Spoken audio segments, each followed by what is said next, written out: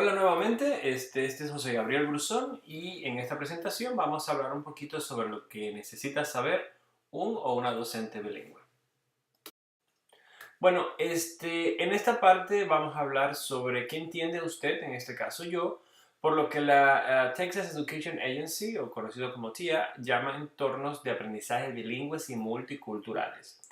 Bueno, en sentido general, la Agencia de Educación de Texas, si bien da el concepto, no habla de una forma específica. Entonces podríamos decir que la definición es un poco ambigua, es decir, no es clara con relación a lo que realmente ellos quieren, o al menos eso es lo que yo percibo. Por eso es importante hablar un poquitito más y dar ejemplos de cómo realmente sería un entorno de aprendizaje bilingües y multiculturales. Es decir, llevarlo desde la teoría a la práctica. Cuando nosotros hablamos de entornos de aprendizajes bilingües y multiculturales, específicamente se refiere a lo que son espacios, ya sea salón de clases, ya sea la escuela, el maestro, la comunidad, es decir, es todo lo que rodea al menor o al niño en este caso, que le permita crecer en su conocimiento en ambos idiomas, es decir, en su lengua materna y en el inglés, que sería el caso de la lengua que se habla en Estados Unidos. Este mismo patrón también se debe de manejar en la parte multicultural. Cuando nosotros hablamos de entornos de aprendizajes bilingües y multiculturales, también nos estamos refiriendo a lo que es la lengua. En este caso, el estudiante debe de sentir que en el mismo salón de clases se está respetando no solamente su idioma, sino también su cultura. En la parte cultural existen varios patrones que se pueden desarrollar o que el maestro puede llevar a cabo para poder dar a entender al estudiante que lo que él aporta a la comunidad, lo que él aporta al salón de clases, también es valioso y también es útil para su propio aprendizaje y para el aprendizaje de los niños que están alrededor. Eso incluye hablar el lenguaje, pueden ser frases cortas o frases largas, pero involucrar el lenguaje y también incluir aspectos de la cultura. Por ejemplo, pueden ser festividades, pueden ser colores, ya sean los colores de la bandera del país donde provenga el niño. Es decir, siempre involucrar esos patrones que son utilizados en la cultura del niño y que pueden ser reutilizados como parte del salón de clases. Antes de pasar a la próxima pregunta, yo creo que es vital poder aclarar el concepto y como justo lo aclara Cummins, que cuando los niños continúan desarrollando sus habilidades en dos o más idiomas a lo largo de sus años de escuela primaria, y no solamente en escuela primaria, sino en los otros grados superiores, también obtienen una comprensión más profunda del lenguaje que están estudiando y de su propia lengua y de cómo poder usarlo de una manera más efectiva. Es decir, que el chico puede usar esos conocimientos que él tiene de su lengua, poder crecerlo y a la misma vez transferir el conocimiento de una lengua a la otra, ya sea de la que está aprendiendo o de la que ya sabe.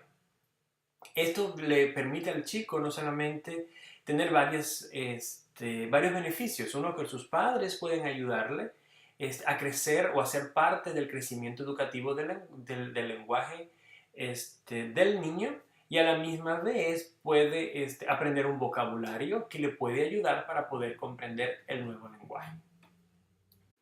Bueno, vamos a la parte que dice, o a la pregunta que dice, ¿qué entiende por entornos que provean las necesidades afectivas, lingüísticas y cognitivas de los estudiantes? Cuando un chico entra, cuando un niño o una niña entra a un salón de clases, no solamente llega a aprender, es decir, no solamente viene a compartir, sino que también trae un conocimiento previo con él.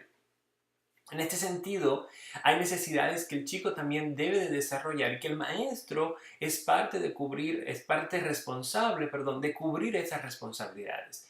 Y a veces pensamos que pueden ser que pueden ser muy complicadas las acciones, pero realmente pueden ser elementos muy sencillos. Por ejemplo, con relación a las necesidades afectivas, puede ser tan sencillo como poder estrechar las manos cuando el chico está o la chica está entrando al salón de clases.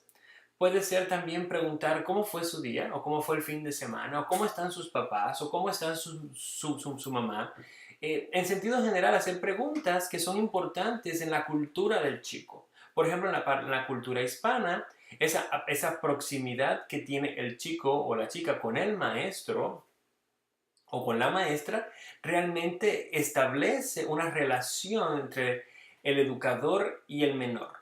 Esto incrementa la habilidad del chico de poder incrementar su capacidad como estudiante y le permite aprender nuevos conocimientos de una forma más segura porque él sabe que el maestro se interesa por él, por su necesidad de aprender. Las necesidades lingüísticas también es importante que sean cubiertas por el maestro y es tan sencillo como poder usar el lenguaje del chico o de la chica. En este sentido puede ser simplemente frases, escribir frases de personajes famosos del país donde venga el menor. Puede ser, también se pudiera hablar de frases de los saludos, de como hola, ¿cómo estás? O frases que se usan en ese país. Algo que le haga saber al chico o a la chica que realmente su idioma es importante, que es bienvenido dentro de la comunidad del salón de clases y dentro de la comunidad en general donde vive el chico. Es decir, que esa es parte de esa necesidad lingüística, es importante que el maestro la cubra. Y como hemos visto, realmente no requiere de muchos esfuerzos. Finalmente vienen las necesidades cognitivas, donde se lleva todo el conocimiento a un grupo y se puede estimular basado en lo que hemos dicho anteriormente, o en lo que he dicho anteriormente, en aportar a que el chico pueda crecer en su conocimiento, es decir, pueda crecer en conocimiento, pueda solidificar los conocimientos previos que ya tiene y poder crecer más en su capacidad intelectual. Bueno, en la pregunta que dice, ¿qué entiende usted por lo que el TIA llama actividades de aprendizaje en ambos idiomas que promuevan el desarrollo del lenguaje académico? Bueno, en primera instancia yo pienso que es importante definir qué es el lenguaje académico. Y en sentido general existen dos tipos de lenguaje. El lenguaje comunicativo, que nos permite comunicarnos con todos, y el lenguaje académico, que es el que va más allá. Es el lenguaje que se usa en los libros, es el lenguaje que nos permite entender los textos académicos, ya sea matemática, ya sea historia, es decir, es la instrucción que se trabaja con ese lenguaje. Con ese lenguaje, el lenguaje académico, y a veces pensamos que con solamente hablar el idioma ya es suficiente para poder entender todo, y realmente no es así. Ahí viene la segunda parte, que es el conocimiento del lenguaje académico. Este lenguaje académico permite a los chicos ir más allá de la preparatoria, es decir, ir más allá del 12º grado. A la misma vez, y pensando en la idea de que tal vez no todos van a ir a la universidad, al menos le permite al individuo, ese lenguaje académico le permite poder discernir entre textos, entre ideas, entre frases, es decir, no se vuelve vulnerable ante la manipulación de otras personas. Y es simplemente cuando puede entender lo que es el lenguaje académico, es decir, puede tener ese lenguaje académico como un instrumento que puede usar para poder esquivar todas esas cosas, esas ideas que pueden venir después. Con eso en mente, ¿cómo podemos desarrollar habilidades? Bueno, primero, involucrar ambos idiomas, es decir, que tanto las actividades como todas las funciones que desarrolla el maestro dentro del salón de clase, poder manejarla en ambos idiomas, es decir, en el idioma del estudiante, es decir, en el idioma materno y en el idioma que se está aprendiendo. Esto solidifica, como hemos visto anteriormente, la capacidad intelectual del estudiante. Si un estudiante es capaz de poder discernir en un idioma contenidos, va a ser capaz de poder discernirlo en el otro idioma. Si los separamos, es decir, si solamente forzamos a que el estudiante aprenda un solo idioma, va a estar condenado a que le sea más complicado, más trabajoso poder discernirlo en el otro. No digo que no pueda ser posible, pero en vista de que la mente del chico es fresca, es una mente que está creciendo en lenguaje, es una oportunidad muy, muy buena de que realmente el estudiante pueda formar ese pensamiento en ambos, ese discernimiento en ambos idiomas.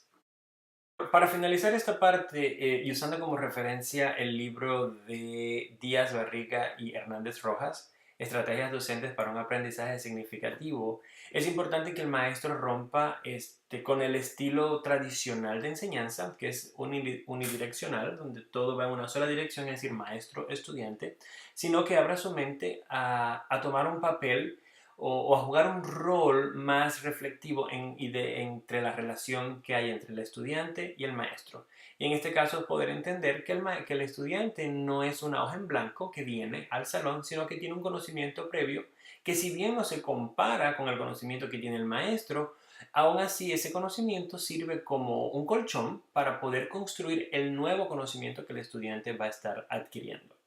En este caso me gustó mucho los puntos que involucran a lo que es un profesor constructivista, y en el cual lo define como un mediador entre el conocimiento y el aprendizaje de sus alumnos.